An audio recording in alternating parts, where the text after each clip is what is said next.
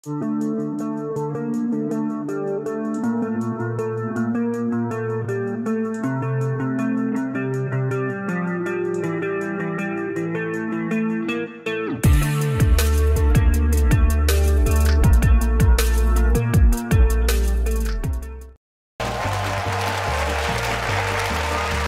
ini kita bahas drama Korea terbaru berjudul Connection. Drama Korea yang dibintangi Jisung, seorang aktor sukses saat memerankan drama Devil Judge. Cerita diawali pemerintah daerah menyatakan perang dengan para bandar narkoba karena telah meresahkan warga. Polisi melakukan razia besar-besaran di pelosok kota.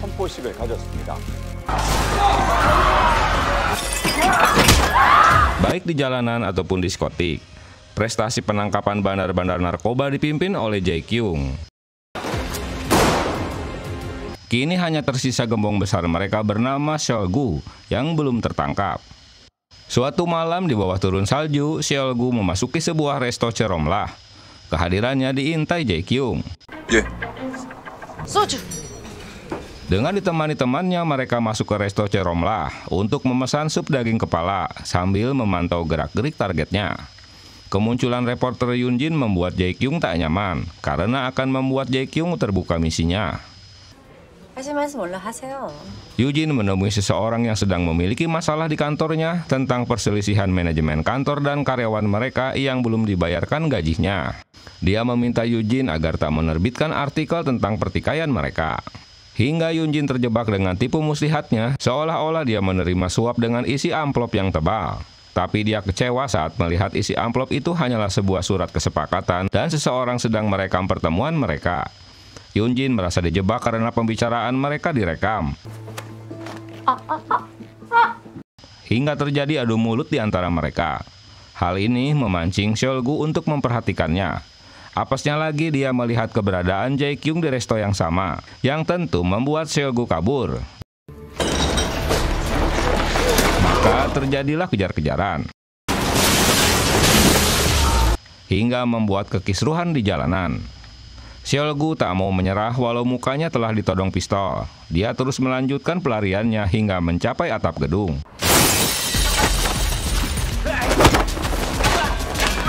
Sempat terjadi perkelahian, tapi si Seolgu yang tadi kebanyakan makan sup dapat dilumpuhkannya.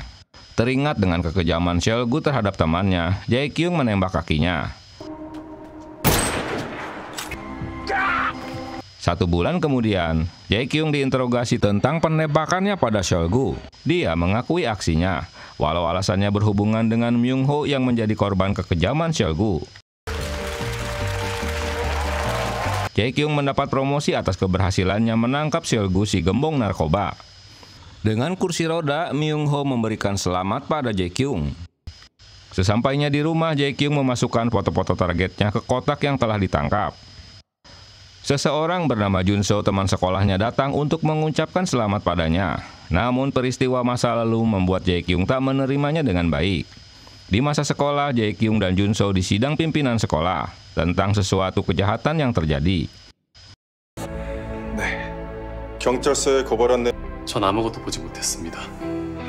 Tapi Junso yang menjadi saksi menolak untuk mengakuinya sehingga Jae Kyung yang kena getahnya.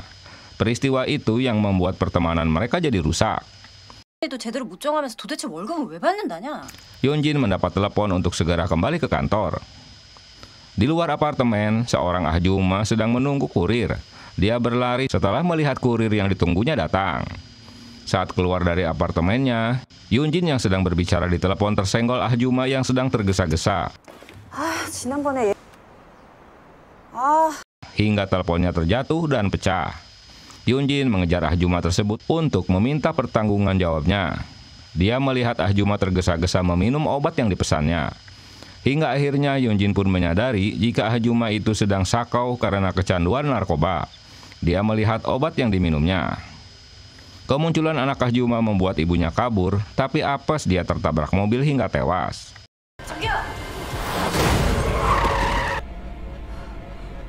Yunjin diinterogasi tentang kecelakaan itu. Dia menanyakan jenis obat yang diminum ahjuma merupakan jenis narkoba baru yang polisi juga belum mengetahuinya. Jae Kyung melihat Yoon Jin sedang diinterogasi. Dia mengingatkan bawahannya agar berhati-hati bicara dengannya karena dia reporter. Yoon Jin diocehi atasannya karena datang terlambat. Namun dia memiliki alasan kuat tentang kejadian sebelumnya. 나는 진짜 묵직해서 한 달 만에 첫 출근인 걸 어떻게 알고? Di mana dia menemukan narkoba jenis baru yang sedang beredar. Untuk merayakan kenaikan pangkat Jae Kyung, mereka kumpul-kumpul di Resto Cheromla. Di bagian lain, Junso baru turun dari taksi untuk bertemu kawan-kawannya. Setelah kembali ke apartemennya, Jae Kyung menerima pesan dari seorang dokter misterius yang memberitahukan akan ada transaksi narkoba dilakukan di bawah stasiun tanah dengan kode SOS 1882. Hanya Junso yang pernah memberitahukan kode SOS di masa lalu. Sebelum beraksi, Jae Kyung menghubungi si pengirim pesan dan Junso, tapi kedua ponsel mereka tak aktif. Saat memasuki apartemennya, kedua pria misterius itu menculiknya.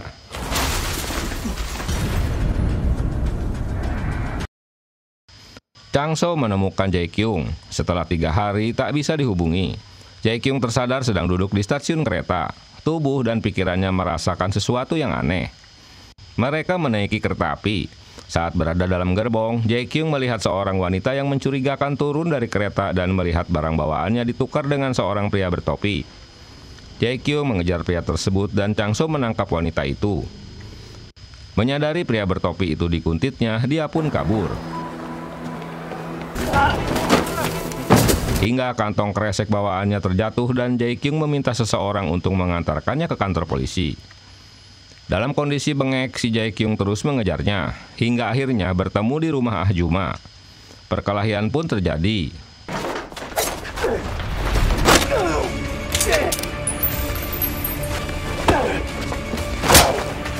Tapi kondisi Jae Kyung yang tidak fit membuat dirinya dapat dikalahkan dan pistolnya diambil pria bertopi. Hanya pelurunya saja yang kembali diambilnya. Chang So memberitahukan jika wanita itu ditangkap dan kotak obat yang ditemukan sudah berada di kantor polisi. Sejak bertemu dengan Junso, Jae Kyung mengalami kejadian aneh, tapi dia tak bisa menghubunginya. Tak diduga dia menemukan sebutir obat dalam kantong jaketnya. Dia tak mengetahui obat apa dan mengapa berada di kantongnya. Belum juga kebingungannya terpecahkan, dia menerima rekaman video tentang dirinya yang kecanduan narkoba. Ternyata selama 3 hari saat disekap, dia dicekoki narkoba oleh sekelompok tak dikenal. Di bagian lain di sebuah proyek bangunan, para pekerja menemukan mayat Junso. Penemuan mayat ini membuat Yoon Jin sang reporter menyelidikinya. Di kantor, Jae Kyung mulai merasakan gejala akibat kecanduan narkoba. Tangan gemetar, mual, dan rasa cemas.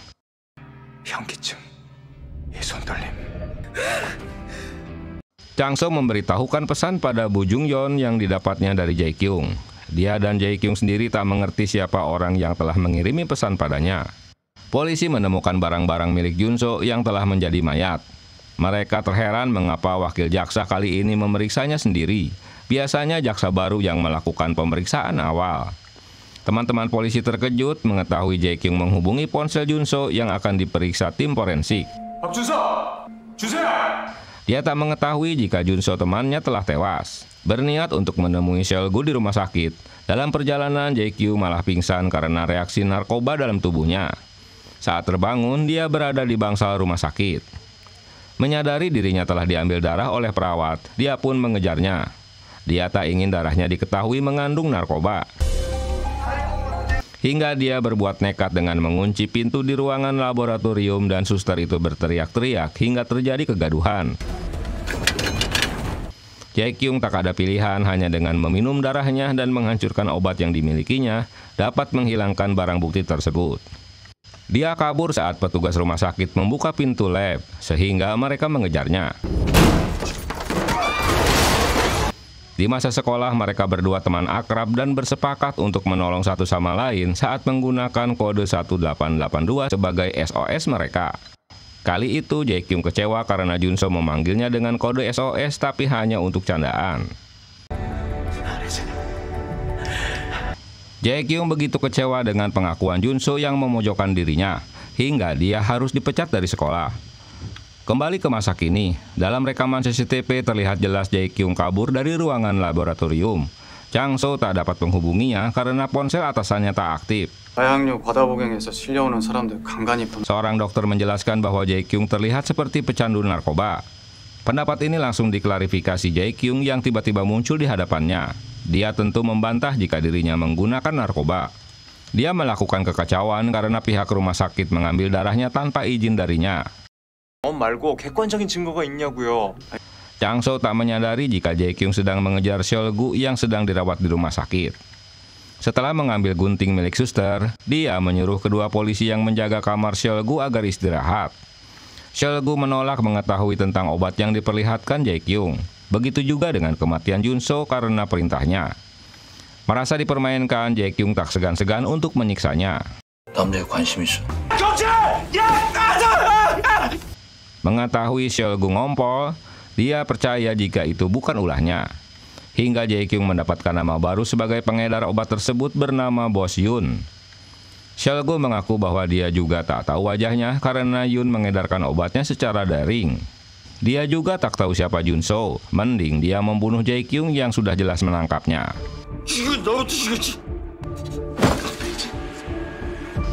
Di tempat lain, pria bertopi itu bernama Jin Wook akan beraksi lagi. Dia diingatkan oleh Geun Ho jika sementara ini harus tetap di rumah karena akan membahayakan dokter misterius dan Bos Yun. Gi-sung menemui Ah Juma untuk merencanakan peredaran obat mereka. Mereka juga yang menculik Jae Kyung, tapi dia terheran mengapa dokter itu melindunginya. Ada keterkaitan apa sebenarnya? Jae Kyung melihat rekaman CCTV dirinya saat mereka membawanya ke stasiun. Tapi siapa orang yang disebut-sebut sebagai dokter dan Bos Yun? Orang yang menculik dan memberinya narkoba adalah orang yang sama. Lalu apa hubungannya dengan kode SOS mereka serta kematian Jun-so? Semua ini menjadi teka-teki yang harus dipecahkan. Jae Kyung terheran mengapa otopsi Jun-so begitu cepat dan jaksa yang memintanya itu bernama Tae-jin. Penyebab kematiannya terjatuh dari lantai 9. Setelah mendapat telepon dari jaksa Tae-jin, atasan mereka meminta Jae Kyung segera menghentikan penyelidikannya. Karena ada yang mencurigakan dengan kematian temannya, Jae Kyung mengambil ponsel Jun-so dan mendapati daftar panggilan dengan jaksa Tae-jin dan Yoon-jin di malam sebelum kematiannya.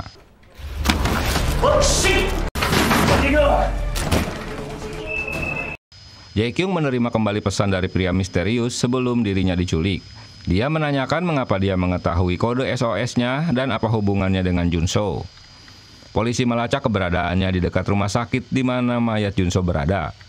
Kedatangan Jae Kyung ke rumah sakit terlambat karena jenazah baru diambil keluarganya 1 jam yang lalu. Dia terheran mengapa jasadnya tidak diotopsi atas perintah jaksa Tae-jin. 깜짝이야. 2월 22일 박준서랑 Di rumah duka, Jae Kyung bertemu Yoon-jin. Dia meminta keterangan apa yang telah dibicarakan dengannya 1 hari sebelum kematiannya.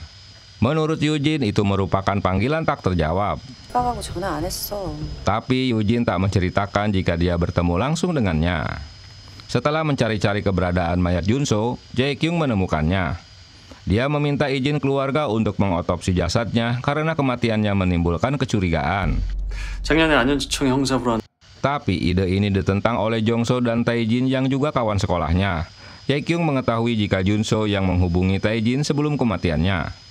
Jae Kyung tak percaya jika Jun-so bunuh diri, karena polisi menemukan jejak kaki orang lain yang tak sesuai dengan sepatunya. 시간이 있었어. 부부장 검사가 시간이 있어서 요즘 부부장도 나가라면 나간다. Tae-jin memberitahukan alasan Jun-so bunuh diri dikarenakan dia baru kehilangan anaknya yang telah dirawat selama 6 tahun. Jae Kyung tetap kekeh bahwa itu bukan alasan. Yang dia tahu, 2 jam sebelum kematiannya, Jun-so menghubungi ketiga temannya. Dia pasti mengatakan sesuatu yang penting.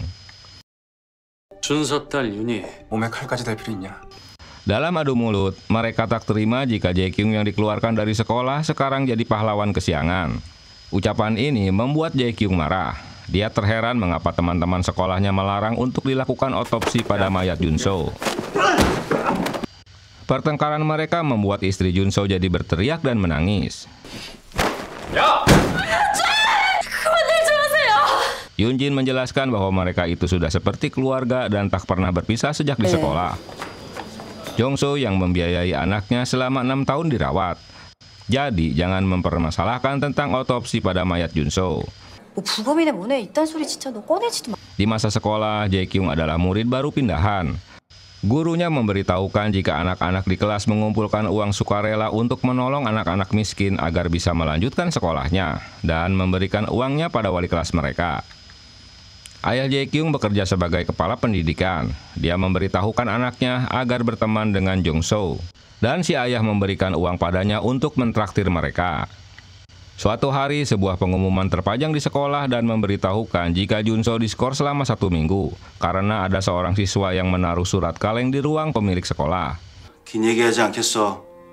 이제 Surat itu berisi uang sukarela yang dikumpulkan siswa itu merupakan uang suap. Akibatnya, iuran uang sekolah dihentikan. Sebagai tanggung jawab ketua kelas yang dijabat Jun-soo mendapat skorsing.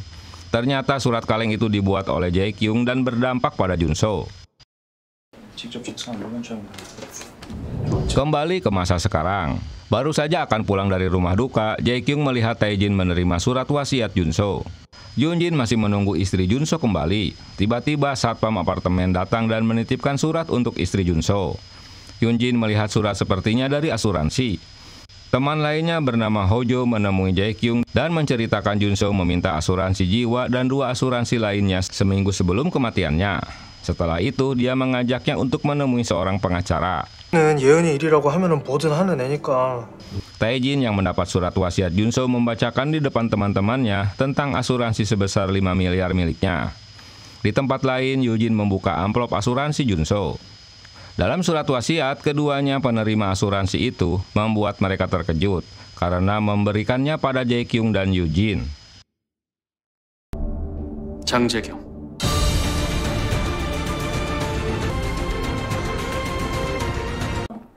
오래 기다리셨죠? 기다리셨어요? 네. Jae-kyung terheran mengapa wasiat itu diberikan padanya dan Yun-jin.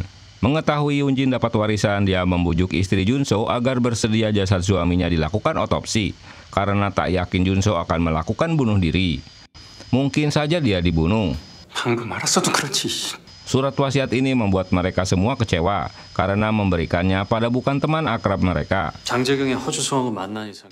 Tae-jin meyakinkan bahwa kematian Jun-soo bunuh diri sehingga mereka berdua tak akan mendapatkan uang waris tersebut. Tapi karena situasi ini mendesak, Tae-jin harus memberikan izin dilakukannya otopsi, jika tidak Jae-kyung akan mencurigai kantor kejaksaan. Sehingga terjadi perpecahan pendapat di antara mereka. 부검하는 게 맞다. 야, 이씨. Hanya Jung-soo yang keberatan dan ketakutan jika Jun-soo diautopsi. Mereka semua terkejut mendengar masih ada pihak ketiga yang tercantum di surat wasiat tersebut. Dia bernama Myung-guk. 이명국. 들어봤어? 아니, 넌 Saat bertemu Yun-jin, awalnya kesulitan menjelaskan asuransi yang telah dibacanya. Tapi setelah mengetahui temannya yang membuat asuransinya, Yun-jin memberitahukan jika dia telah membuka surat pemberitahuan itu dan tak memberitahukan pada istrinya. 최경 경관님도 잠시 같이 가주셔야겠습니다. Kedatangan 2 detektif ingin melihat jasad Jun-soo malah membuat Ji-yoon, istri Jun-soo, jadi mengetahui tentang wasiat tersebut. Yang diberitahukan bukan pada istrinya, yang tentu membuat Ji-yoon jadi marah dan menangis karena semua ini hanyalah masalah asuransi kematian milik suaminya. 잠깐 이쪽으로. 같이 가. 참고 조사만 받는 건데 왜 이곳에 조사를 하시? Detektif Kyung-hwan malah memojokkan Jae-kyung dan Yun-jin karena mendapat uang waris. Sementara dia sejak awal meminta otopsi itu dilakukan. Karena jaksa Tae-jin tetap dan tak mengizinkannya, membuat Jae-kyung emosi. 나 지금 이 자리에 검사로 말. Untunglah pimpinan mereka datang hingga dapat menghentikan keributan itu. 빨리 마무리해. 부검할게요. Di luar dugaan, Ji-yoon mengizinkan suaminya untuk diotopsi karena dia tak percaya suaminya bunuh diri. 그럼 무조건 막으라고 했지. Keputusan Ji-yoon membuat Jung-soo memarahi Tae-jin. 그러니까 Setelah otopsi dilakukan, mereka mengantar ke pemakaman, tapi Jae-kyung malah tak menampakkan batang hidungnya. 정작 바른 날은 안 오고. Polisi kembali menangkap pecandu narkoba. Jae-kyung menginterogasi mereka bahwa mereka kini sulit mendapatkan obat tersebut. Di luar dugaan, kedua pecandu itu menyerang karena sudah sakau.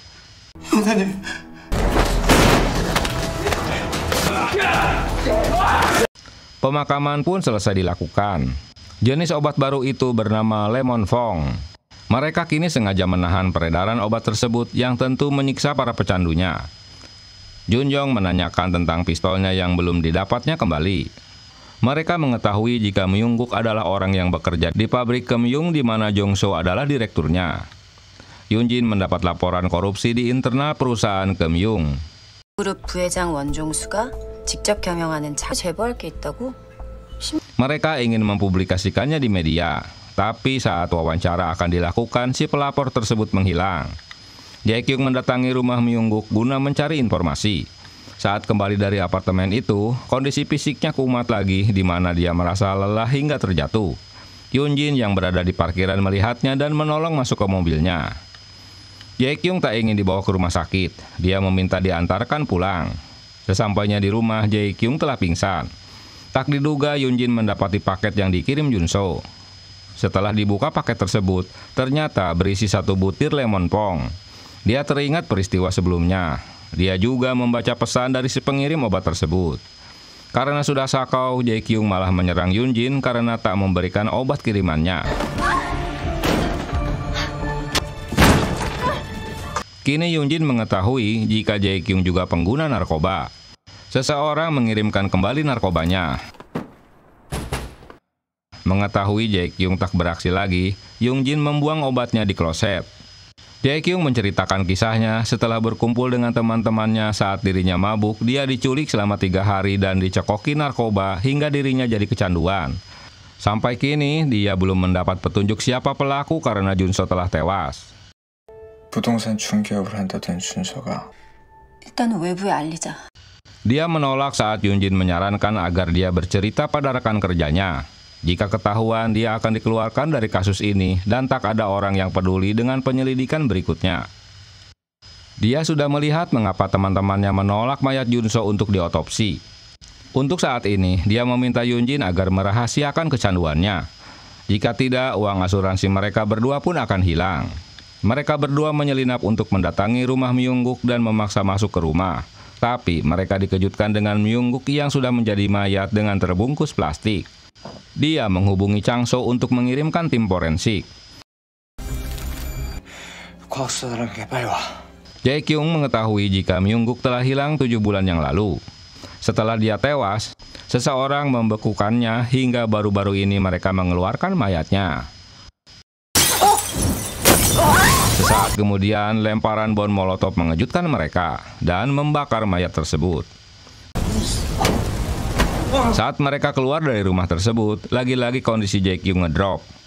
Sehingga dia harus meninggalkan tempat tersebut karena tak boleh bertemu dengan rekan-rekannya. Tapi dalam perjalanan, dia malah meminta Yunjin mengantarnya ke kantor polisi.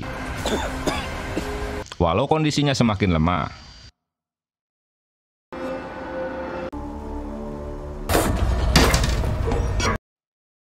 Karena sakau, dia ngamuk-ngamuk di toilet. Dia melanjutkan untuk memeriksa hasil rekaman CCTV di mana mendapatkan rekaman yang menghilang. Berdasarkan laporan petugas, Chang-so orang yang telah datang memeriksa rekaman tersebut. 아니 중요한 건 아니고 그건 해봐야 합니다만. Atasan bertanya-tanya jika pelaku pembunuhan, membekukan dan menguburkan kembali jasad Myung-guk adalah orang yang sama. Masalahnya di rumah sakit tak ada rekaman CCTV. Sehingga mereka harus mendapatkan dari mobil yang terparkir di area tersebut. 누군가 자신이 묻은 없애려고 했을 테니까. Begitu juga dengan pelempar bom molotov, apakah masih orang yang sama? Pertanyaan ini membuat mereka juga bertanya-tanya. Jae-kyung mencari tahu mengapa orang-orang itu mengirimkan pesan kepada Chang-so di saat dirinya berada di stasiun setelah penculikannya. Selain itu, hanya Chang-so yang diberitahukan jika dia menemukan mayat Myung-guk. Sesaat setelah itu, mereka dihujani bom molotov. Apakah dia terkait dengan kelompok misterius tersebut? Dia mulai mencurigai rekan kerjanya. Di bagian lain, Jong-so mengocehi Tae-jin karena polisi menemukan mayat Myung-guk di rumahnya. 걱정거리가 없어져야 걱정을 안 할 거 아니야. 이명국이 어디 살아있... Jae-kyung kesulitan untuk mendapatkan rekaman CCTV pada teman-temannya, sepertinya mereka telah bersekongkol dengan jaksa Tae-jin. Dia mendapatkan sketsa orang yang mengedarkan narkoba di lingkungan stasiun. 말해줄게. 가만히 두게. Tak diduga rupanya jaksa Tae-jin ada main dengan Ji-yoon. Dia meminta uang 1 miliar untuk memberikan kode password milik suaminya agar dapat melihat sisa rekening di tabungannya. Atau dia akan bernyanyi pada teman-temannya tentang hubungan asmara mereka. Walah. Dia juga kecewa merasa di PHP karena Tae-jin tak kunjung menceraikan istrinya. Waduh. Di bagian lain, Jae-kyung memasuki proyek di mana Junso tewas. Dia sedang mencari rekaman CCTV di area tersebut. Dengan ditemani petugas, dia memasuki area proyek. Tak sengaja, Jae-kyung melihat toko makanan yang berada di dekat proyek. Rupanya toko itu memasang CCTV. Dia pun melihat rekaman CCTV tersebut. Yoonjin berniat untuk menjemput Hojo di rumah Ji-hyun.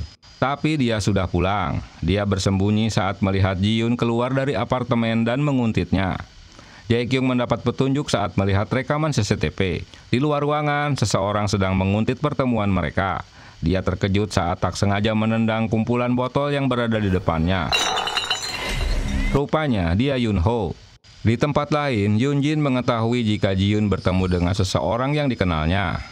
Pemilik toko memberitahukan jika beberapa bulan lalu ada juga yang melihat rekaman CCTV itu dan memberikan sebotol obat untuknya. Kini Jae-kyung tahu jika obat itu berasal dari pabrik Jongso. Dan Junso orang yang memberikan obat tersebut. Setelah Jae-kyung pergi, Yunho menemui pemilik toko dan langsung menikamnya. Jae-kyung kembali ke toko dan menemukan Ah Ju-si telah berlumuran darah karena ditikam. Sebelum meninggal, dia sempat memberikan rekaman CCTV yang telah dipindahkan ke USB.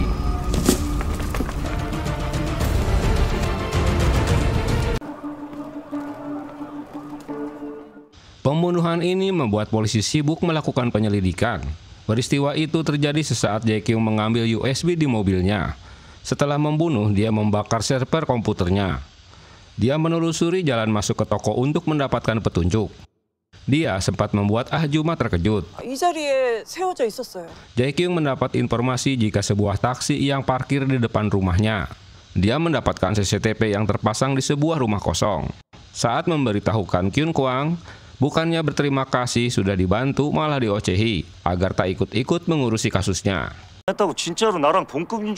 이명국 집에서 나온 시체. Jae-kyung tetap kekeh jika kasus ini berhubungan dengan kematian Junso dan peredaran narkoba. Walau diprotes, Jae-kyung tetap menyelidiki kasus tersebut, pokoknya EGP sajalah.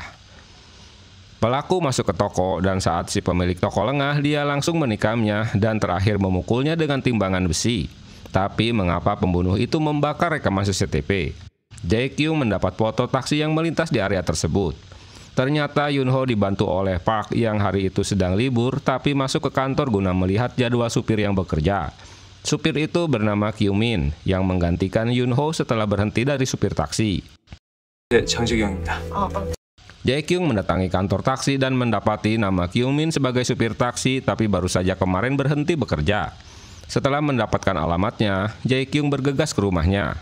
Menurut pemilik kontrakan, Kyu-min telah pergi dari kosnya sejak pagi. Kemunculan Yunho di tempat yang sama sesaat Jae-kyung meninggalkan tempat tersebut. Yunho memberitahukan jika mereka tertangkap CCTV saat Junso turun dari taksi. Berita ini membuat Ji-hyun ketakutan dan segera menyuruh Yunho agar tak melakukan apapun. 잘했어. Sesampainya tiba di apartemen, Jae-kyung melihat paket yang dikirim untuk Junso. Saking keselnya, dia menghancurkan obat itu dengan palu. Weleh. Peristiwa yang sudah lewat membuat Jae-kyung frustasi. Jaksa Tae-jin terkejut mendengar Jae-kyung sedang menyelidiki area di mana Junso tewas. Dan pembunuhan pemilik toko ada hubungannya dengan kasus Junso karena ada CCTV di area tersebut. Itu sebabnya pelaku membakar server CCTV untuk menghilangkan barang bukti. Tae-jin mengingatkan Kyung Hwan bahwa kasus ini tak ada hubungannya dengan kematian Junso. 준서 자살건과 방학건건은 엮습니까? Kemunculan Yunho membuat Si-hyun marah. Dia berkali-kali menampolnya. Dia kesal karena Yunho membunuh pemilik toko yang tentu masalah mereka jadi melebar. Jae-kyung terkejut melihat rekaman CCTV yang diberi oleh pemilik toko, di mana Junso sengaja menatap ke arahnya setelah turun dari taksi. Selain itu, dia mendapatkan nomor plat mobil yang datang ke area tersebut setelah Junso. Di bagian lain, Yoonjin melihat rekaman CCTV di sebuah hotel di mana Tae-jin dan Ji-yoon berkencan. Ternyata istri teman juga diembat. Walah. 공사장 앞 방앗간에서 그 자리에 있었다는 게 뭔 소리야? Jong-soo mendapat berita tentang pembunuhan pemilik toko di dekat area tewasnya Jun-soo. Mereka baru mengetahui jika ada CCTV terpasang di sana. Jong-soo jadi panik karena jabatan presidirnya akan terancam jika mereka ketahuan. 야, 우리 그냥 다 죽는 거야. 내일 임원회의가 그 첫 발이라고. 근데 Yoonjin menyelidiki malpraktek di sebuah rumah sakit. Seorang pasien tewas setelah rumah sakit salah memberikan resep obat. Menurut direktur rumah sakit, kerap kali keluarga pasien menuduh rumah sakit jika pasiennya meninggal. 시점하고 맞춰요? 예, 알겠습니다. Dengan menyebarnya berita sketsa buronan membuat Gi-sung khawatir. Masalahnya jika Bos Yoon tahu hal ini, maka transaksi mereka bisa langsung dengan dokter. 가고 2년을 싸돌아다니다 잡혔지 않습니까? Jae-kyung menceritakan penyelidikan kasus Jun-soo pada Yoonjin. Ada orang-orang yang sengaja menghalangi penyelidikannya seperti permintaan otopsi tempo hari. Dia juga masih menerima kiriman obat atas nama Jun-soo. Dengan kata lain, kasus kematian Jun-soo, penyekapan dirinya, pembunuhan Myung-guk dan pemilik toko, uang asuransi, serta pengedaran lemon pong merupakan satu kasus yang saling berhubungan. 여기 188이. Jae-kyung menemui istri Jun-soo untuk melihat isi laptopnya. Saat akan pergi, tak diduga Tae-jin datang yang tentu mengejutkan semuanya. Keduanya saling menutupi kepentingan masing-masing datang ke rumah Jun-soo. Yoonjin dengan ditemani Wo-sung yang memang sedang menguntit Tae-jin jadi mengetahui ada Jae-kyung juga baru kembali dari rumah Jun-soo. Setelah Tae-jin pergi dengan mobilnya, beberapa saat kemudian Ji-yoon pun mengikutinya. Jae-kyung kembali ke kantor polisi, dia bertemu dengan Chang-soo. Saat itulah Chang-soo menanyakan mengapa atasannya berubah sikap padanya, padahal dia merasa tak melakukan kesalahan. Hal ini disebabkan Chang-soo tak menjaga TKP di rumah Myung-guk saat jasadnya ditemukan. Alasannya dia menguntit mobil yang pergi tergesa-gesa dari TKP dan berhenti di kantor polisi. Saat masuk ke kantornya, di sekitar meja Soo-hyun terlihat berantakan. 자리 정리하고 보안실에 CCTV 보러. 사무실 상황도. Setelah membereskannya, dia pergi ke ruangan CCTV, tapi rekaman pada jam tersebut terhapus dan tak bisa dipulihkan. Mereka berdua terus menguntitnya hingga mereka bertemu di resto. Setelah mendapatkan foto-foto mereka, dengan berpura-pura Wo-sung duduk di dekat mereka dan menggunakan earphone-nya, padahal untuk memasang alat peretas. Mereka merekam pembicaraannya. Yoonjin terkejut mendengar obrolan mereka. 같이 떠나자던 거? 농담 아니었어? Selain rencana pernikahan mereka dan tinggal di luar negeri, juga membicarakan uang milik Jun-soo, tapi PIN-nya hanya diketahui oleh Ji-yoon. 난 너 사랑해. Setelah bela sungkawa pada pemilik toko yang tewas, Jae-kyung menyadari jika pembunuhan itu disebabkan dirinya yang sedang menyelidiki kematian Jun-soo. Jae-kyung menjelaskan jika Myung-guk adalah peneliti di Keumhyung Farmasi dan mereka berteman dengan Jun-soo sejak di sekolah, termasuk dengan jaksa Tae-jin, Jong-soo sebagai direktur Keumhyung, dan Yoonjin sebagai reporter.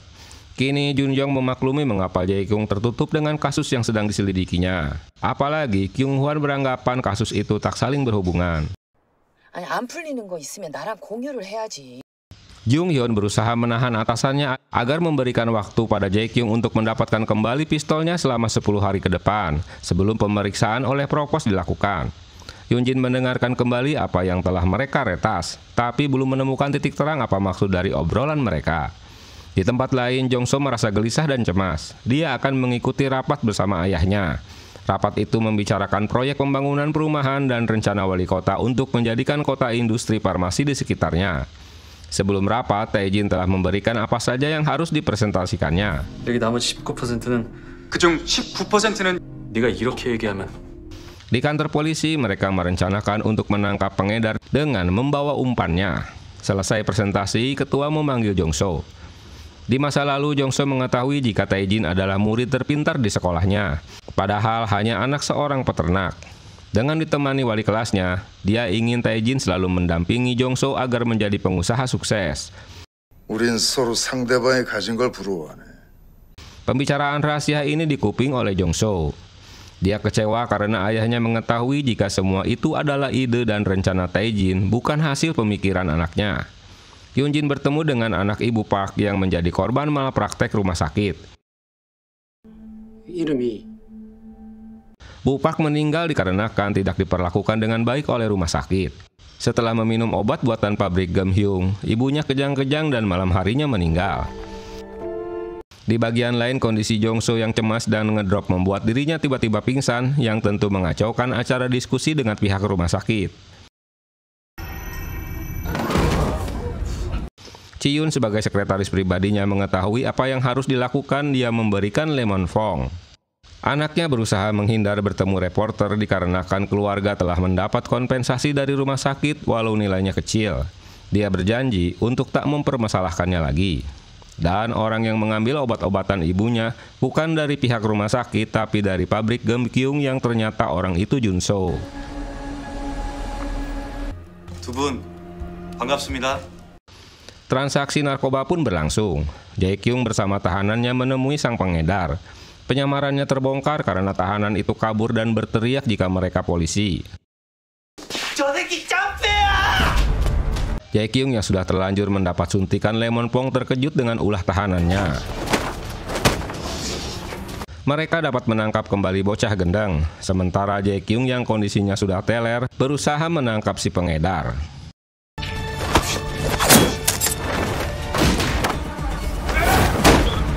Dia tak dapat menemukan bekas jarum suntiknya yang ternyata sudah diambil oleh Chang So. 그냥 선배라고 부르는데요. 그게 뭐야? Daesung diinterogasi tapi dia tak tahu nama senior yang bersamanya. Begitu juga dengan mobil yang dibawa mereka bukan miliknya. Polisi mendapatkan identitas pemilik mobil bernama Si Jong. Chang So tak memberitahukan alat suntik yang diambilnya pada atasan mereka saat Bu Jung Yeon menanyakannya. 그랬던 것 같습니다. 네가 날 이렇게 만든 거야? 아니요, 전 그냥... Dengan terang-terangan, Jae Kyung menuduh Chang So bahwa dia telah bersekongkol dengan kelompok misterius. Tapi dia membantahnya, yang dia tahu Jae Kyung telah kecanduan narkoba. 그럼 미연이 반장님 이미 바닥에 쓰러져 있었습니다. Saat itu dia melihat Jae Kyung sedang pingsan di kantornya dan dia menemukan lemon fong yang sudah diminumnya.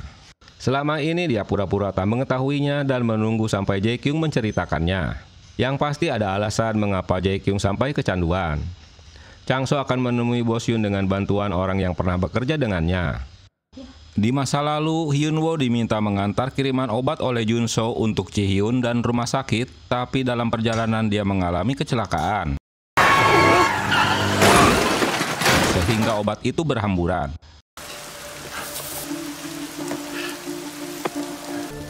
Dengan tangan terluka, obat itu pun sampai di penerima. Kembali ke masa kini, karena ada yang aneh, Hyun Woo menguntit Chi Hyun hingga ke rumah sakit Wonjong. Jae Kyung mendapat penjelasan dari Si Jong jika mobilnya disewa teman kampungnya. 네가 차주 맞아? 형님들! 진짜 아닙니다! Dia tak terlibat dengan narkoba yang berada di dalam mobilnya. Kedatangan Chi Hyun untuk menculik Yoon Jin dan membawanya pergi dari rumah sakit karena mempermasalahkan mau praktek di rumah sakit tersebut. Aksi ini dilaporkan Hyun Woo pada Hojo yang langsung datang ke kantor Chi Hyun. Tiba-tiba Yoon Jin keluar dari ruangan itu tanpa memperdulikan dirinya. 윤준아 괜찮아? 형 근데 내가 거기 잡혀간 건 Yoon Jin menceritakan jika mereka berempat mendukung Jong So menjadi presidir Gam Hyung Farmasi agar tak merugi terus. Dengan bantuan Jun So yang kenal dengan direkturnya, hingga Gam Hyung bisa bekerja sama dengan rumah sakit Wonjong. 종수한테 시험 무대야. Di akhir pertemuan, Chi Hyun memberikan suap untuk Yoon Jin agar berhenti menyelidiki rumah sakit Wonjong. Yoon Jin menceritakan pertemuannya dengan Jun So di depan rumah. Dia hanya datang dan tak mengucapkan apa-apa.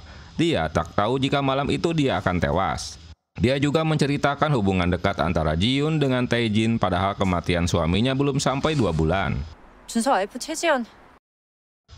Berita pingsannya Jong So sampai juga di telinga ketua. Esok harinya Jong So terkejut dengan kemunculan ayahnya menemuinya. Dengan memberikan tiket untuk segera pergi ke Amerika dan jangan kembali lagi, keputusan ini membuat Jong So kelabakan dah. 아버지, 약 끊고 제가 잘할게요, 아버지. 예? Mobil yang tertangkap CCTV di depan toko yang berhenti tiba-tiba diketahui pemiliknya. Jae Kyung pun mendatangi si pemilik.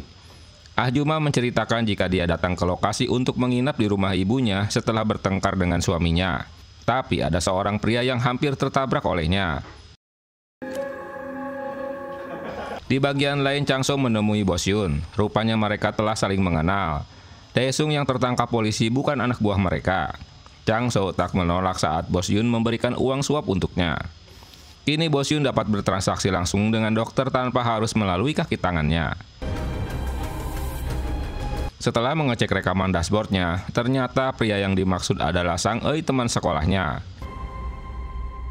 Kyung Hwan memberikan foto-foto pada Tae-jin tentang supir taksi yang membunuh pemilik toko. 말로 하면 되지 뭘 이렇게 맨날 뽑아와. 누가 보면 Kedatangan Yunho menemui mereka atas undangan Tae-jin.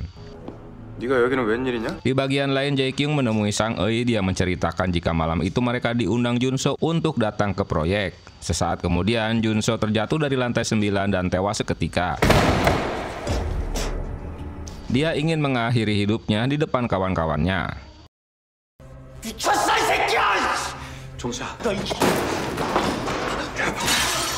Mengetahui Yunho yang telah membunuh pemilik toko membuat Jongso jadi ngamuk.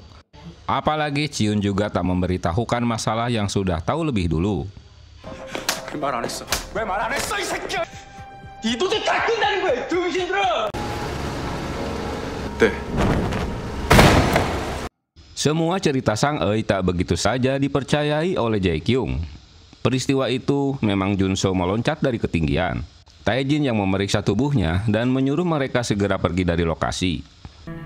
네가 알아내겠지. Jae-kyung tetap ngotot walau alibi mereka benar, tapi bisa saja seseorang mendorongnya.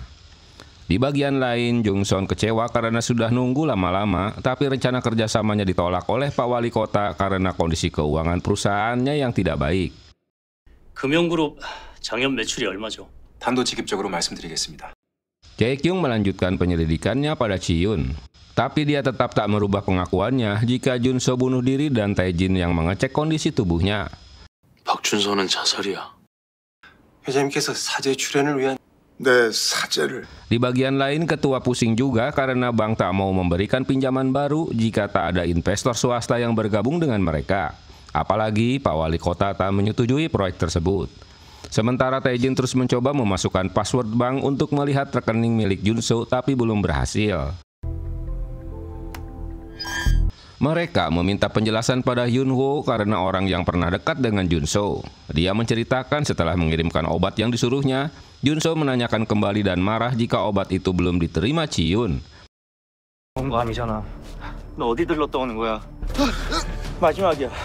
Untunglah si ibu yang tinggal di sana melerai pertikaian mereka. Beberapa saat kemudian Junso menerima telepon dari rumah sakit jika obat pesanannya telah diterima. Tapi Junso cemas mendengar rumah sakit telah meresepkan obat itu untuk pasien. Yunho baru pertama kali mendengar orang dewasa meminta maaf padanya. Rupanya obat yang seharusnya dikirimkan untuk Chi-yun tertukar dengan obat lainnya dikarenakan dia mengalami kecelakaan. Sejak saat itulah Junso mendapat masalah. 제가 불쌍해서 그랬을까요? Dengan berpura-pura kecanduan narkoba, Yunjin menemui dokter untuk berobat. Mereka langsung menuju gudang penyimpanan obat milik Geum-hyung. Dengan speak-speak nyibulnya, akhirnya satpam mengizinkannya. Saat keluar dari gedung, tak sengaja Jae-kyung melihat balon udara yang terbang di atas lingkungan tersebut yang pernah terlihat pada rekaman CCTV sebelumnya. Setelah dicari tahu alur jalan tersebut, ternyata ada CCTV yang terpasang di pinggir jalan dan menangkap taksi yang melewati jalan tersebut. Akhirnya Jae-kyung mendapatkan plat nomor taksi itu.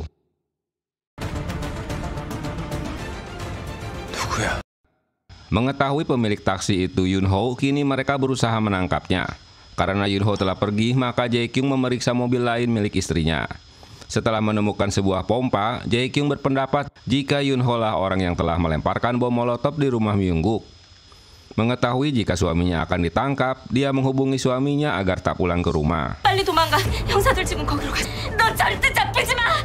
Jae-kyung meminta tim forensik untuk memeriksa rumahnya. Kyung Hwan ngoceh-ngoceh karena semua kasusnya diambil alih Jae-kyung. Berita Yunho yang akan ditangkap polisi membuat mereka panik. Apalagi mendengar Chi-yun yang juga didatangi Jae-kyung di hari sebelumnya. 일단 숨겨줘야겠지. 이제 진짜 거의 다 왔어. 근데 Dia menuduhnya telah membunuh Junso atas perintah Jongso. Pertemuan itu malah menyalahkan satu sama lain. Mengapa mereka semua mau menemui Junso di malam kematiannya? Ji-hyun mengakui jika dialah yang telah membunuh Myung-guk. Hal itu dilakukan karena Myung-guk selalu mempermasalahkan bahan baku yang tak sesuai aturan. 내가 아는 한 그런 일은 없다고 했지. 너 지금 뭐라는 거야? Dia memerasnya agar membayar 100.000 won per butirnya. Jika tidak, dia akan membeberkan Jong-so yang kecanduan narkoba pada media. Dengan ditemani Yun-ho malam itu, mereka menjemput Myung-guk. Awalnya hanya ingin menakut-nakutinya saja, tapi si Yun-ho malah membunuhnya.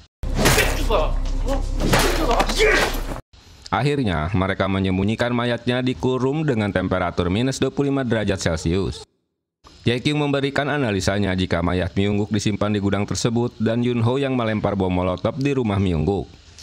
Ji-hyun menjelaskan mengapa mereka mengeluarkan mayat Myung-guk dari kurung dikarenakan Jun-so memberitahukan beberapa jam sebelum kematiannya jika besok polisi akan memeriksa gudang tersebut. Itu sebabnya mereka menguburnya. 우리가 찍힌 그 CCTV. 그럼 이명국 시체. Tapi ada orang yang menggali kuburannya dan memindahkan mayat itu ke rumahnya. Yun-ho membunuh pemilik toko dikarenakan CCTV itu telah merekam kehadiran mereka saat membawa mayat Myung-guk. Tapi Ji-hyun tak tahu siapa orang yang telah memindahkan dari kuburannya ke rumah. Saat bertemu dengan ketua, jaksa Tae-jin ditegur karena melakukan bisnis sendiri dengan memanfaatkan fasilitas miliknya. 아무래도 이구그룹 쪽에서도 돈 빼갈 구멍을 Padahal sesuai kesepakatan jika Tae-jin harus tetap menjadi jaksa. 너 이러는 이유가 뭐냐? 긴 세월 종수 곁에 널 붙들어 매두었겠냐? Di malam kematian Jun-so, Tae-jin sedang bersama Ji-hyun untuk merencanakan liburan mereka di Pulau Jeju. Perselingkuhan ini diketahui Jun-so dan dia menghubunginya. Dia meminta Tae-jin menemuinya di lokasi konstruksi di mana hampir jam 12 malam. Dia mengatakan jika dirinya sudah tak tahan lagi dengan yang dilakukan mereka selama ini. 나랑 따로 만나서 얘기해. Kiprah Yun-ho yang jadi buronan dikuntit oleh Chang-so, dia menghubungi seseorang dengan telepon umum. Tae-jin merasa resah karena dihubungi Yun-ho. Dia berasumsi jika yang membunuh Jun-so adalah Tae-jin karena diketahui perselingkuhannya. 감사합니다. Hari itu Jo-ho menyiapkan kue ulang tahun Yoon-jin di rumah Jae-kyung. Saat datang, Yoon-jin sedang berbicara dengan Woo-sung yang sedang menguntit Tae-jin. Tak diduga, Ji-hyun datang ke rumah Jae-kyung yang kebetulan ada kedua teman mereka. Dia mengungkapkan jika ada rekening suaminya yang tak diketahui. Dan uang asuransi yang diberikan pada mereka berdua merupakan perangkap untuk sesuatu yang tak adil buat Jun-so. Suaminya sengaja tak memberikan uang asuransi itu padanya, tapi hanya memberikannya untuk teman-teman yang tak akrab dengannya. Yoon-jin terkejut karena Hojo tiba-tiba membawa kue ulang tahunnya. Rupanya hari ini dia berulang tahun. Ji-hyun baru menyadari jika pin suaminya itu memakai ulang tahun Yoon-jin. Tak sengaja Yoon-jin melihat Ji-hyun sedang menghitung pada jarinya. Sesaat Ji-hyun pergi ke toilet, Yoon-jin membuka pola ponsel milik Ji-hyun yang ternyata menggunakan tanggal lahirnya. Kini Yoon-jin menyadari jika pin yang diminta Tae-jin menggunakan tanggal lahirnya. Woo-sung mengirimkan pesan jika ada orang yang menguntit Tae-jin. Mengetahui foto telepon umum di dekat rumahnya, Jae-kyung berlari untuk memastikannya. 우리 집 앞이잖아.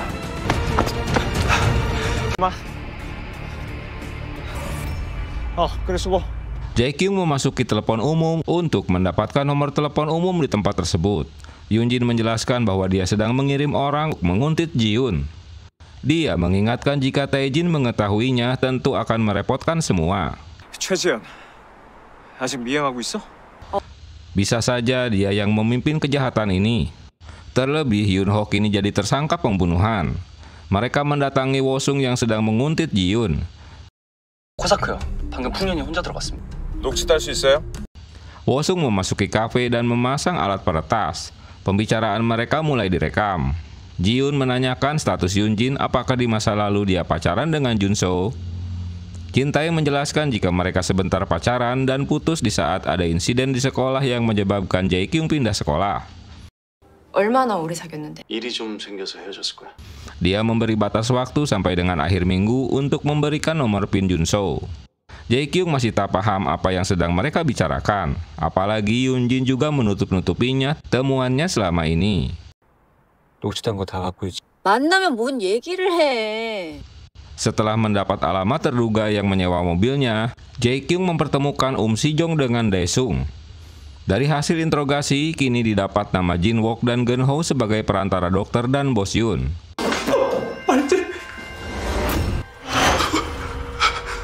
Kehadiran Jae-kyung di kantor Jong-soo membuat dirinya gerah, apalagi dia dituduh memerintahkan pembunuhan Myung-guk yang tentu membuatnya kesal. 네가 윤호한테 시켰니? 야! 아니야! 아니야! 아니야! Dia tak melakukan kedua pembunuhan tersebut. Jae-kyung tetap tak percaya ocehannya. Dia akan memborgolnya jika sudah waktunya. Beberapa saat kemudian, Jae-kyung mendapati kabar dari toko di mana orang yang memesan alat pendengaran yang terjatuh di stasiun sedang berada di tokonya. Si pemilik toko itu berusaha mengulur-ngulur waktu sampai Jae-kyung tiba di tokonya. 다 된 거죠? Di bagian lain, Geun Ho menemui bos Yun. Dia memberitahukan Jin Wook sesaat kemudian Geun Ho disandera dan meminta Jin Wook menemuinya. 돈 가지러 갔어요. Chang-soo mendapat telepon dari bos Yun karena sebentar lagi dia akan menangkap Jin Wook dan Geun Ho. Jae-kyung yang telah menunggunya terus menguntitnya. Di tengah jalan, Jae-kyung kehilangan targetnya. Dia malah bertemu dengan Chang-soo. Beberapa saat kemudian terdengar bunyi tembakan. Rupanya bos Yun yang tertembak dan kedua targetnya itu kabur dari TKP. Kini Jae-kyung mengingat jika tempat itulah di mana saat dia disekap tempo hari. Polisi melakukan olah TKP dan bos Yun tewas dengan perut bolong. Dengan diam-diam, Chang-soo menghapus beberapa rekaman CCTV di TKP. Rupanya orang yang membetulkan alat pendengar itu anak buah bos Yun. Di dalam mobil, Chang-soo menanyakan mengapa Jin Wook menemui bos Yun. 대포폰 뺏으려고요. Dia menjelaskan bahwa bos Yun ingin bertransaksi langsung dengan dokter agar keuntungan Lemon Pong bisa lebih besar.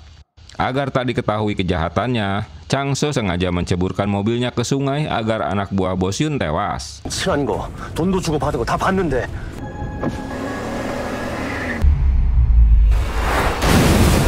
Setelah mendapat pesan, Tae-jin menemui Yoon-jin di warnet. Dia baru menyadari jika pembicaraan mereka diretas oleh Yoon-jin. Karena Tae-jin hanya menginginkan PIN dari Yoon-jin tanpa mau membagi uangnya, Yoon-jin menjalankan skenario kedua tentang perselingkuhannya dengan Ji-yeon sambil menunjukkan foto-fotonya. Merasa terpojok, Tae-jin menyerah dan mengizinkan Yoon-jin mengisi passwordnya. Tak diduga, password itu bukan tanggal lahirnya. Merasa dipermainkan, Tae-jin mencekik Yoon-jin karena kesal.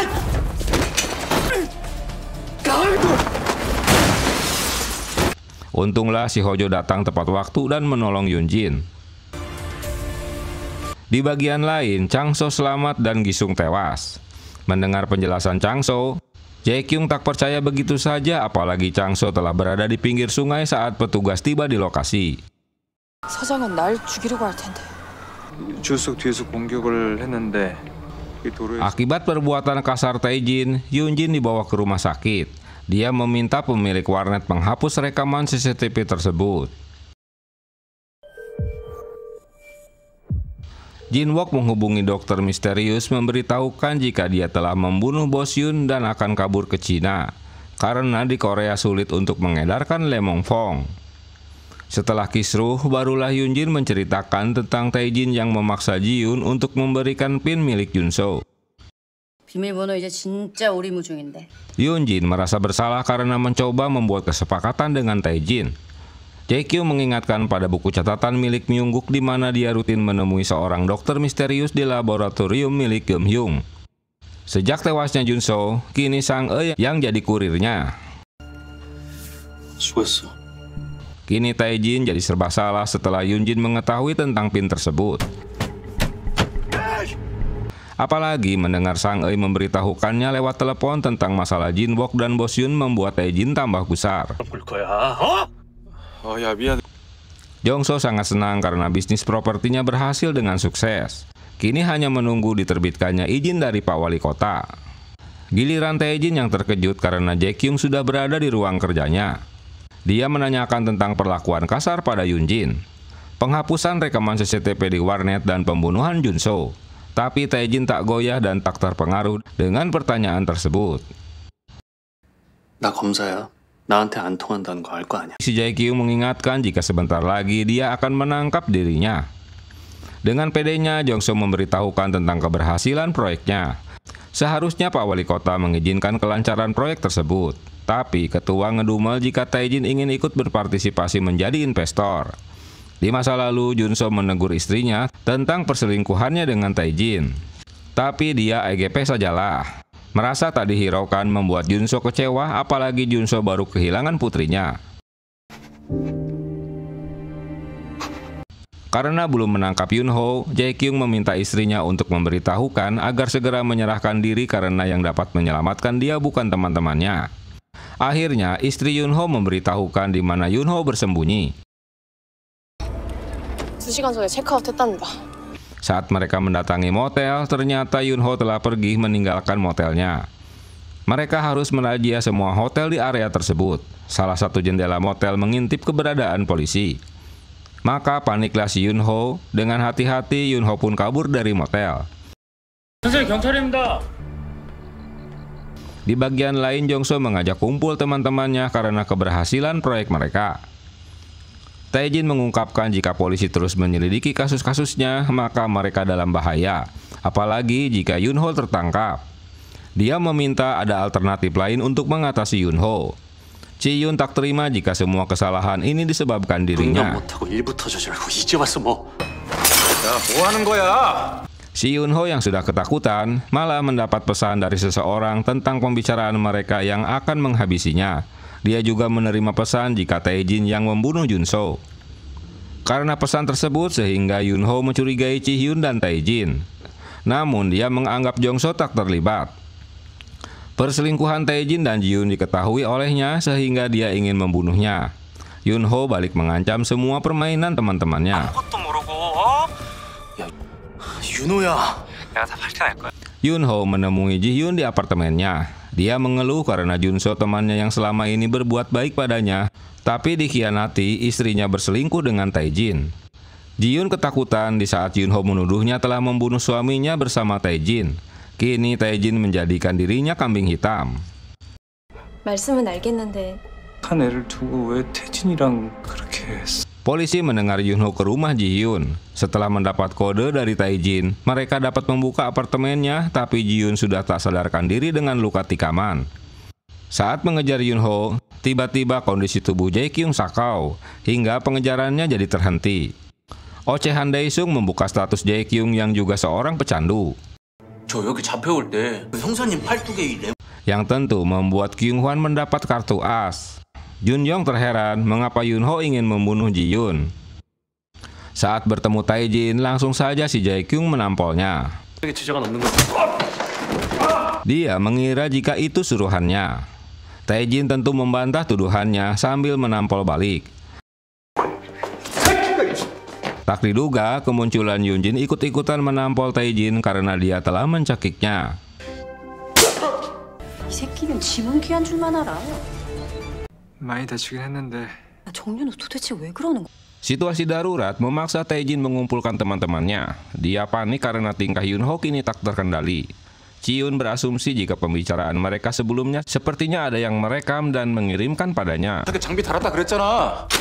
Sesaat kemudian, Tae-jin mendapatkan alat peretas. Dia mengetahui jika Yunho akan dieksekusi mereka. Dia tak mau mati sendirian. Dia bahkan menuduh jika kekacauan ini dikarenakan ulah Tae-jin. Jongso terkejut mengetahui Tae-jin berselingkuh dengan Ji-hyun. 너 누구랑 놀아나? Agar lebih jelas, Jongso mengaktifkan speakerphone-nya saat Yunho menghubunginya. Dia meminta tolong padanya karena Tae-jin akan membunuhnya saat dia mengetahui perselingkuhannya dengan Ji-hyun. Tae-jin juga orang yang telah membunuh Junso. Dia mendatangi rumah Ji-hyun untuk mencari bukti tapi belum berhasil karena polisi keburu datang. Dia juga tahu jika Myung-yuk yang membuat obat itu dan Jongso meminumnya. Dia akan memberitahukannya pada media. Kini Yunho benar-benar menjadi duri dalam daging. Selain mengancam mereka, kini membuat hubungan mereka jadi rusak karena saling mencurigai. Ini alasan Junso tak memberikan wasiatnya pada mereka. Dia tahu mereka saling mencurigai dan bertengkar satu sama lain. Karena Ji-hyun yang memulai, maka dia yang harus membereskan Yunho.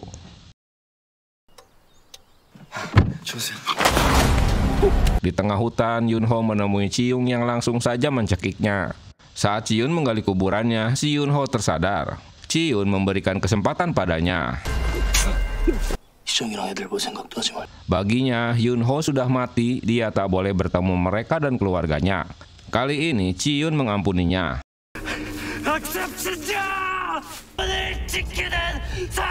Tapi karena dia berteriak-teriak membuat Ji-yoon kehabisan kesabarannya hingga membunuhnya. Seseorang melihat aksi Ji-yoon. Bu Jun-yong mendapat laporan jika akan ada penyelundupan narkoba di 3 pelabuhan, tapi tak pasti pelabuhan mana yang akan dilewatinya. Jae-kyung mendapat kabar yang sama tentang rencana penyelundupan.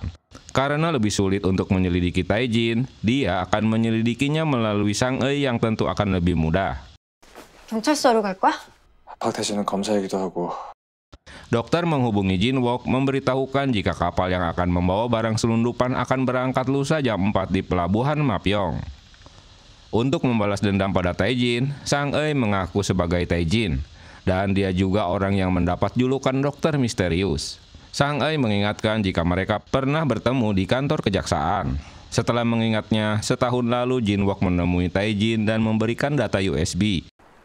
진짜. Walau Jin-wook meragukan jika orang yang berbicara ini benar-benar jaksa Tae-jin. Selain itu, Sang-eui juga mengaku sebagai dokter yang selama ini menyuplai narkobanya. 그냥 모든 게 다 혼란스러워. 모레 새벽 4시 만평항부두. Dalam perjalanan, tak sengaja mereka berdua melihat Sang-eui lalu menguntitnya. Ternyata Sang-eui bertemu dengan Tae-jin. Rupanya Sang-eui orang yang menggantikan Jun-so. Dengan peralatan yang dibawa Yun-jin, mereka pun menguping pembicaraannya. Tae-jin menuduh Sang-eui orang yang telah merekam pembicaraan mereka dan mengirimkannya pada Yun-ho. Tapi Sang-eui membantahnya. Selain itu, Tae-jin kesal karena Sang-eui malah membantu Jae-kyung. 넌 아무 감정이 없어요. 다른 애들이 데리고 미국 갈 돈만 마련되면 레몬뽕. Sang-eui mengetahui rencana Jun-so jika tabungannya telah mencapai 500 juta, maka dia akan berhenti jadi pengedar dan akan membawa putrinya berobat ke Amerika. Mungkin karena rencana Jun-so mau berhenti sehingga Tae-jin membunuhnya. Tae-jin menyadari jika pembicaraan mereka direkam. Karena Sang-eui tertangkap basah, membuat Tae-jin jadi marah. Di akhir pertemuan, Sang-eui memberikan USB pada Tae-jin. Saat memasuki mobilnya, tiba-tiba kedua orang itu ikut masuk dan mulai menginterogasinya. Aksi mereka diketahui Tae-jin yang masih berada di dalam mobil. Karena dicurigai terus, Sang-eui mengajak mereka untuk melihat pabrik obat yang berada di basement gudang. Sang-eui menceritakan jika Myung-guk orang yang pertama yang membuat obat tersebut yang kini dikonsumsi Jong-so. Sementara yang membuat Lemonpong adalah dirinya. Sang-eui juga mengakui bahwa dialah orang yang telah membuat Jae-kyung kecanduan narkoba. Karena dia dendam padanya. Mendengarnya, Jae-kyung tak dapat menahan emosinya dan langsung menyerang Sang-eui. Di tempat lain, keberhasilan Jong-so melobi investor dan wali kota membuat ayahnya bangga. Kini kursi presdir diserahkan padanya. Dia tak perlu rendah diri lagi. Begitu juga dengan Tae-jin, dia mendapat promosi di kantornya. Sang-eui mengaku jika dia yang telah memindahkan mayat Myung-guk ke rumahnya dengan dibantu Kyu-min si supir taksi. Dia juga orang yang mengantar Jun-so ke lokasi pembangunan di malam hari. 도대체 내가 너한테 뭘 어쨌다고 날 마에게 중독시켜? 준서가 너희들하고 몰려다니기 전엔 Jae-kyung dapat menangkapnya setelah dia dapat membalas dendamnya pada Tae-jin. Itu sebabnya dia mengajaknya ke pabrik obat ini. Dia akan menangkap Tae-jin untuknya. 그게 네가 나를 중독시킨 거랑 무슨 상관이야? Tae-jin menemui ketua. Dia tetap ingin berbisnis dan akan berhenti dari jaksa. Permintaan ini ditolak ketua, karena ketua mengetahui jika Tae-jin orang yang menjual narkoba. Resiko terbesar Geum-hyung bukan Pak Wali Kota, tapi Tae-jin. Perselisihan ini terus berlanjut hingga ketua meninggalkannya. Di bagian lain, Jae-kyung membiarkan Sang-eui menyelesaikan rencananya untuk menangkap Tae-jin. Pertemuan mereka bertiga diketahui Ji-yoon. Setibanya di kantor, Jae-kyung mendapat kabar jika Yun-ho ditemukan tewas. 찾았다. Polisi menyelidiki mayat Yun-ho di tengah hutan. Mereka tahu setelah ada pelapor anonim di telepon umum. Jae-kyung menduga jika si pelapor menyaksikan langsung aksi pembunuh, mungkin juga dia melihat wajahnya. Mereka juga menemukan sepatu Yun-ho yang ada darahnya. 그냥 쉴게. 내일 보자. 태진아, 말 있어서 그래. Dia dihubungi Jungso untuk datang ke markas mereka. Setibanya di lokasi, Tae-jin langsung diserang Chi-yun. Ternyata aksinya menjual narkoba selama ini tanpa sepengetahuan Jungso. Apalagi bahan baku yang digunakan menggunakan bahan baku pabriknya. Jungso tak mau ambil resiko karena jika tertangkap polisi, maka pabriknya ikut bermasalah. Dia sangat kecewa pada Tae-jin. 그게 비밀번호 앞자리다. 혼자만 알고 대져버렸으니까. Tae-jin merendahkan Jungso karena orang yang tak punya rencana. Dia besar karena ayahnya. Uang hasil penjualan narkoba selama ini tak bisa diambilnya karena 4 digit PIN-nya dirahasiakan Junso. Saat Chi-yun mengambil obatnya, Sang-eui tersadar dan memukul Jungso. Saat Chi-yun kembali, Jungso sudah pingsan dan kedua temannya telah kabur. Tae-jin akan membalas dendam pada teman-temannya. Setelah menghancurkan ponsel Sang-eui, dia menyuruh Sang-eui untuk pergi ke luar negeri untuk meloloskan diri. Di bagian lain, mereka bertiga menemui Kyu-min dan dia memberikan USB milik Junso untuk diberikannya pada Jae-kyung. Rekaman CCTV itu menjelaskan bahwa Junso telah mengetahui jika Chi-yun dan Yun-ho membunuh Myung-guk. Informasi yang didapat dari Jun-ho jika mayat Myung-guk akan dipindahkan dari gudang beku. Itu sebabnya mereka menguntitnya. Pembalasan dendam Tae-jin dimulai. Pihak kejaksaan menggeledah gudang dan pabrik obat milik Geum-hyung. Peristiwa ini dilaporkan pada ketua. Sayangnya, ponsel Tae-jin tak aktif. Ketua jadi kesal karena prediksinya terjadi di mana Tae-jin berubah untuk mengkambing hitamkan Geum-hyung. Di masa sekolah, Kyung-tae dipukuli Jungso, Tae-jin, dan Chi-hyun. Aksi mereka diketahui Kyu-min yang sedang berada di dalam rumah. Awalnya mereka mengira jika Kyung-tae tewas setelah kepalanya terbentur besi. Mereka pun pergi dari lokasi.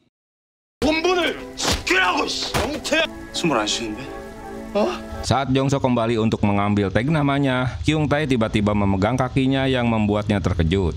Dia memukul dengan kayu hingga tewas, dan lampu minyak yang tergantung membakar rumahnya. Karena peristiwa itulah, Jae-kyung diberhentikan dan pindah sekolah. Junso mendapat cerita kematian Kyung-tae dari Kyu-min. Hal ini membuat Junso tertekan. Saat liburan sekolah, mereka menemui Junso yang tinggal di rumah neneknya. Junso melihat mereka berempat hanya berdiri di depan rumah Kyung-tae yang terbakar. Tapi Junso tak mau melaporkan peristiwa itu pada polisi. Namun setelah Junso menceritakannya pada Jae-kyung, dialah orang yang melaporkannya. Konsekuensinya dia malah dikeluarkan dari sekolah karena Junso tak mau mengakui telah melihat keempat temannya yang tak menolong Kyung-tae. Cerita Junso pada Jae-kyung juga didengar oleh Hyun-jin yang sedang menguping di dalam tendanya. Tapi dia tak punya keberanian untuk mendukung Jae-kyung. Di tempat lain, Jun-yong penasaran dengan analisa Jae-kyung tentang pengakuan Chang-so saat mobilnya nyemplung ke kali. Dia melakukan reka ulang dengan Jae-kyung. Tapi apa motif Chang-so dengan membunuh Gi-sung? 그리고 저번에도 얘기했지만 Hyun-jin mendapat kabar dari Wo-sung jika Tae-jin mulai melakukan balas dendam dan semua aset Geum-hyung disegel kejaksaan. Gilanya lagi, Tae-jin meminta ketua untuk memilih Geum-hyung atau Jung-so untuk diselamatkan. 제가 회장님이었다고 해도 그게 오해라니까. 회장님. Awalnya, ketua menolak untuk memilih. Tae-jin menghubungi wali kota dan berusaha menekannya. Jika dia tak memberikan izin pembangunan perumahan baru, maka foto-foto perselingkuhan wali kota akan diberikan ke media. Begitu juga dengan ketua yang harus mengorbankan Jung-so untuk jadi tersangka demi proyeknya. Kejam ya. Jae-kyung mendapat kiriman rekaman video dari stafnya. Rupanya rekaman dashboard mobil Chang-so saat mengalami kecelakaan, di mana Gi-sung tak memberontak. Dia tak bisa mengelak dan Chang-so pun ditangkap.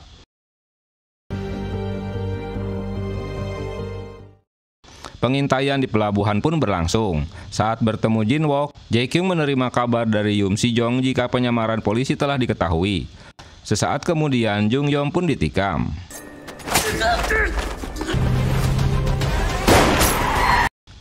Jae-kyung mengejar mereka. Dia meminta stafnya untuk mengirimkan bantuan. 인국항이 있습니다. Di waktu yang pas, Jae Kyung dapat menembak Jin Wook yang sedang berada di perahu. Tapi apes, Kyung Hwan yang sudah mengincarnya menangkap Jae Kyung sebagai pengguna narkoba. 얘랑 할 말이 있어서 그래. Penangkapan Jae Kyung dibela oleh ketua tim Jung Hyun, yang tentu membuat si Kyung Hwan kesal. Jun Jong mendengar cerita awal mula Jae Kyung kecanduan setelah mereka menyekapnya selama 3 hari. 네가 직접 먹은 건 아니잖아. Jun Jong mengingatkan jika dia akan diinterogasi pimpinan, jadi dia harus menjelaskan situasinya. Selain dirinya, Chang So juga mengetahui hal ini. Dia juga dipanggil ketua karena telah menerima suap dari Bos Yun. Yoon Jin membuka USB yang didapatnya dari Sang Eui, rupanya berisi foto-foto perselingkuhan Pak Wali Kota. Dia kembali menemui Sang Eui. Menurutnya, Jun So ingin membalas dendam pada Tae Jin dan Jong So. Dia berusaha membatalkan proyek perumahan tersebut. Sang Eui meminta bantuan Jung Jin untuk membuat artikelnya. 친구가 바라던 건데 그 많은 일도 못 해줘. 친구라는 말 입에 담을 자격 없어. Jung Jin protes pada atasannya karena menerbitkan berita penangkapan Jong So. Padahal berita itu tak benar. Dia yang memahami apa yang sebenarnya terjadi. Yoon Jin akan menerbitkan artikel perselingkuhan wali kota. Jika atasannya menolak, dia akan berhenti jadi reporter. Jae Kyung merasa dikhianati Chang So karena membocorkan informasi pada Bos Yun dengan imbalan uang. Dia merasa malu menjadi atasannya. 지들이 좋아서 사 먹는 애들인데 그렇게 관리가 됐어. Tae Jin kembali menemui ketua. Dia akan membebaskan Jong So karena hanya memakai narkoba dan akan mengorbankan Sang Eui. Dengan timbal balik, dia mendapat saham 6% dari Geum Hyung dan dia akan berhenti menjadi jaksa. 종실만 마무리하고. Di kantor polisi, pimpinan menginterogasi bawahannya. Jae Kyung mengakui jika dia kecanduan narkoba. 뭐라 그랬는데? 제가 중독을 시켰으니까요. Tak diduga Chang So memberikan kesaksian jika dialah orang yang telah membuat Jae Kyung kecanduan karena penyelidikan mengarah padanya dan Bos Yun. Dia meminta Bos Yun untuk menculik dan menyekapnya. 지금 이 처지에 제가 뭐하러 Penjelasan ini membuat Jae Kyung tak percaya dan membuat pimpinan pusing juga ye. Di bagian lain, atasan Yoon Jin mengingatkan jika dia setuju untuk menerbitkan kasus Pak Wali Kota, dia harus lebih berhati-hati. Akhirnya, Jae Kyung tak dipecat dari kepolisian. Dia diminta untuk mengikuti rehabilitasi. Tapi Jae Kyung butuh waktu 3 hari untuk menyelesaikan tugasnya. Sketsa pembunuh Yoon Ho diketahui. Jong So emosi saat Tae Jin mengunjunginya di tahanan. Kedatangannya untuk menghasut Jong So agar tak selalu diketek ayahnya. Dia berjanji tak akan membiarkan Jong So lama di tahanan. Setelah bebas dari tahanan, Jong So harus jadi pimpinan dan bukan ayahnya. Proyek perumahan dan industri ini harus berhasil atas nama Jong So dan dirinya bukan ayahnya. Tae Jin terkejut jika Sang Eui masih berada di Korea, padahal dia sedang dicari kejaksaan. Sang Eui mengancam balik karena dia masih memiliki rekaman pembicaraan mereka di awal pembuatan Lemon Pong, walau ponselnya telah dihancurkan. Seorang utusan Ji Yoon memberikan berkasnya pada Yoon Jin. Dia menghubungi Jae Kyung dan memberitahukan mengapa Jun So meminta mereka malam itu berkumpul di lokasi tewasnya. Ternyata area itu bekas rumah Kyung Tae yang terbakar. Dengan menggunakan telepon umum, Sang Eui menghubungi Jae Kyung. Ji Hyun datang ke rumah duka Yoon Ho dengan memasang wajah sedih. Istrinya meminta Tae Jin untuk menghidupi mereka, karena dia juga tahu apa yang sebenarnya terjadi. Istrinya histeris mengetahui Ji Hyun yang membunuh suaminya saat Jae Kyung menangkapnya. Yoon Jin menunjukkan letak rumah Kyung Tae sebelum lokasi itu dibangun. Jin Wook belum tewas. Saat tersadar, dia memberitahukan jika dokter yang telah mengatur penyelundupannya. Dia memberitahukan jika dokter itu adalah Jin Tae yang pernah bertemu dengannya. Pistol yang dirampas dari Jae Kyung juga kini dipegang olehnya. Di tempat lain, Sang Eui bertemu dengan Tae Jin. Tae Jin sangat emosi karena dia telah membohonginya saat mengancamnya di telepon.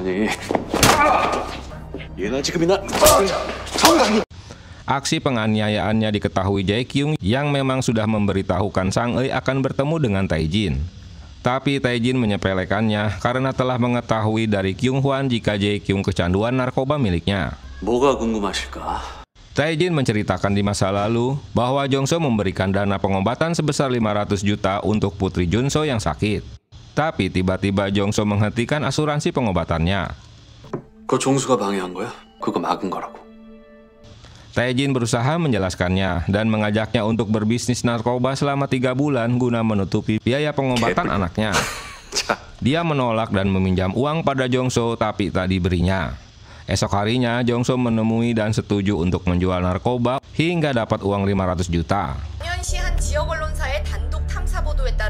Berita di televisi memberitahukan skandal Pak Wali Kota dan penangkapan Jong-so.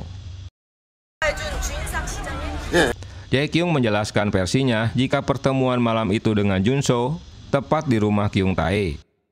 Dia berusaha mengingatkan teman-temannya tentang tewasnya Kyung Tae di rumahnya. Tae-jin mengedarkan narkoba tanpa sepengetahuan Jong-so. Si-hyun dan Yun-ho membunuh Myung-guk dan menyimpannya di coolroom. Jong-so telah membunuh Kyung Tae di masa sekolah bukan dikarenakan kebakaran. Saat itu dia kembali masuk ke rumah Kyung Tae untuk mencari tag nama seragamnya yang terjatuh. Saat itulah dia memukuli Kyung Tae hingga tewas. Kematian Jun-so itu dibunuh bukan bunuh diri, dikarenakan saat terjatuh dia masih mengenakan sepatunya. Tapi sepatu itu ditemukan di lantai 9 di mana Jun-so jatuh. Karena terpojok, Tae-jin mengakui jika dia membunuh Jun-so dengan mendorongnya setelah membiusnya lebih dulu. Tapi dia tak berencana membuka sepatunya.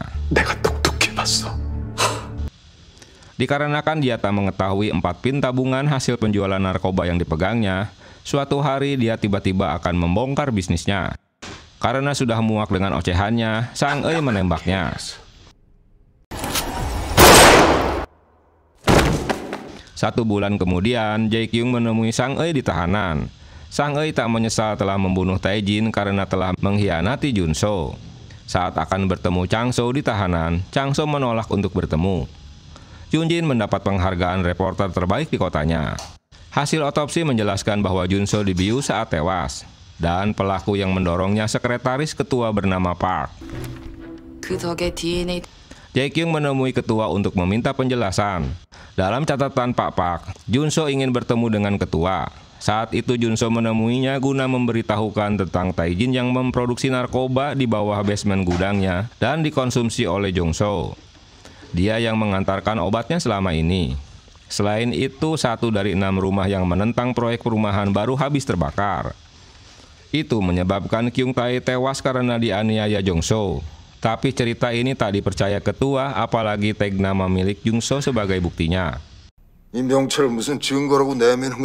Ketua mengakui jika hari terakhir Jun-so, dia menanyakan tentang produksi narkoba dan mengedarkannya. Hal itu tentu membuat si Tae-jin terkejut karena berita itu didapat dari Jun-so. Bahkan nanti malam mereka akan diundang Jun-so untuk bertemu di proyek. Tae-jin mengucapkan terima kasih dan berniat untuk membunuh Jun-so untuk menutupi hal ini. Penjelasan ketua tak semua benar. Malam di saat Jun-so tewas, sesampainya di lokasi, Jun-so menaiki lift ke lantai 9. 회장님. Rupanya sekretaris ketua langsung membiusnya. 그런데 계획이 틀어졌죠. Karena dosis obat biusnya sedikit, sehingga Jun-so tersadar dengan cepat. Hasil otopsinya, mayat diketahui ada obat bius. Sesuai perintah Tae-jin, jika Jun-so harus dijatuhkan saat lift yang mereka naiki bergerak sampai ke lantai 4 agar mendapat alibi kuat. Menurutnya, sekretaris Park tak mungkin akan mengikuti perintah Tae-jin begitu saja jika ketua tak mengizinkannya. 그 사업을 이끌어갈 아들 원종수가 명약품에서 마약을 만들어 판다는 건 말도 안 되는 얘기니까요. Gara-gara sepatu Jun-so yang lepas dan ditaruh di lantai 9 membuat keterangan ketua dan Tae-jin berbeda.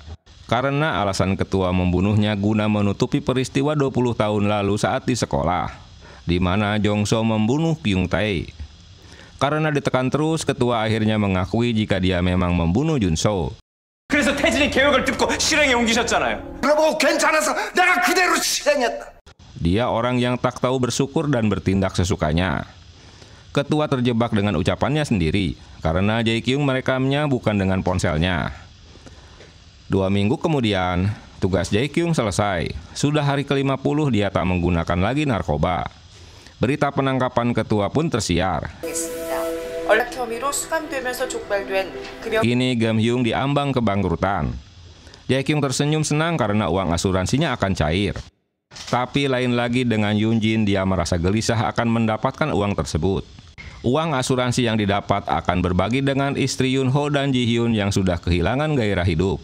Cerita ditutup dengan mereka menyaksikan rekaman handycam Junso saat berlibur. 친구들과 함께 부산 바다에 와 있습니다.